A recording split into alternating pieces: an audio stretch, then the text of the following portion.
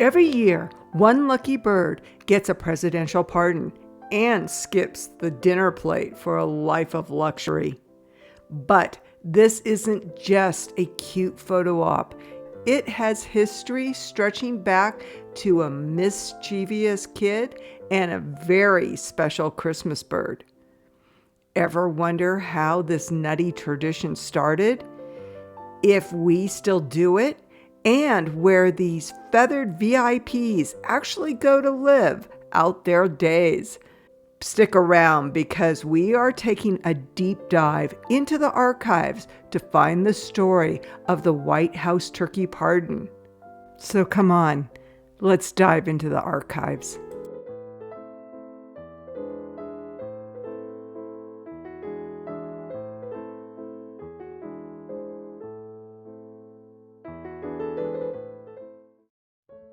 The story doesn't start with a formal ceremony.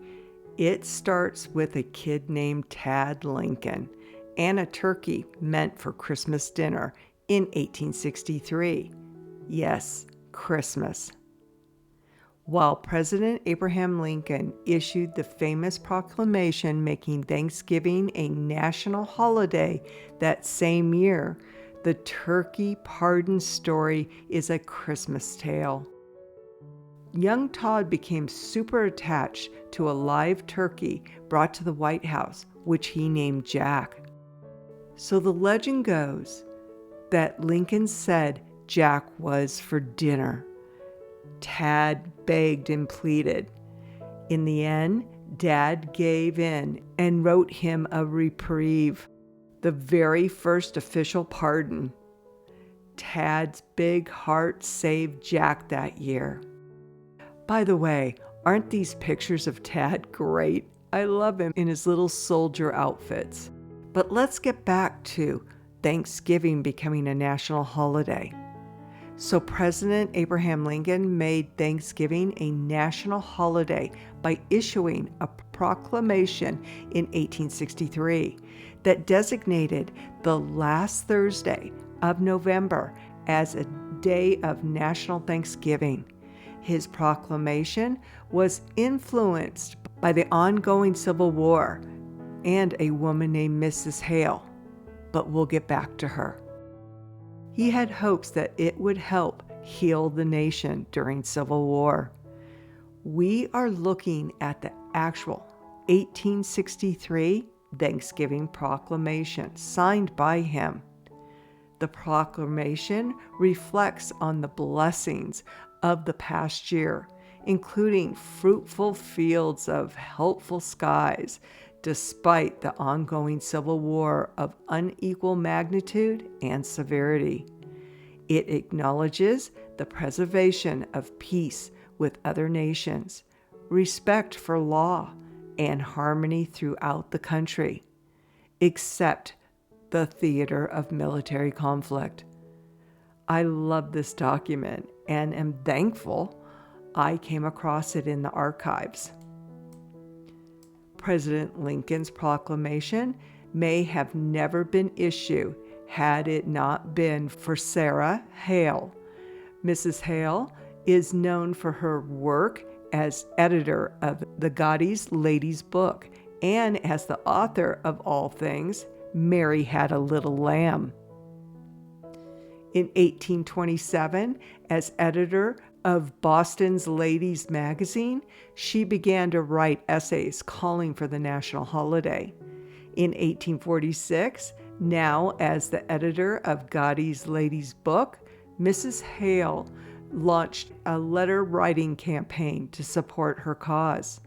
Finally, September 28, 1863, she wrote directly to President Lincoln, asking him to use his powers to create the holiday.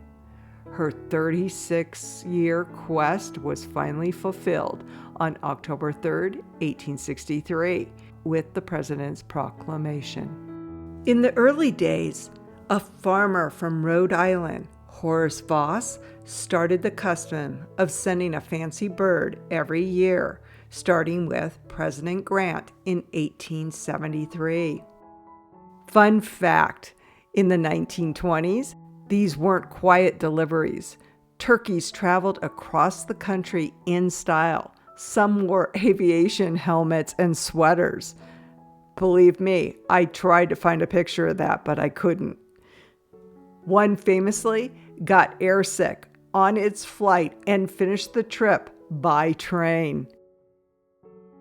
In 1947, the National Turkey Federation started officially presenting a turkey to President Harry Truman. While Truman received the birds, there's no record he ever pardoned one. They likely headed for the White House table. So when did they actually start saying the magic word, pardon? It's a bit of a slow build. President John F. Kennedy in 1963 was the first in the modern era to spare a bird, simply saying, "We'll just let this one grow." But he didn't use the official pardon language. Ronald Reagan was the first to use the word pardon in 1987, mainly as a joke to deflect questions about pardoning officials involved in a political mess. The next clip is in 1981. Let's listen in. Mr. President, Hello there. good How to are see you. Good to see you. Whoops. I knew this would happen.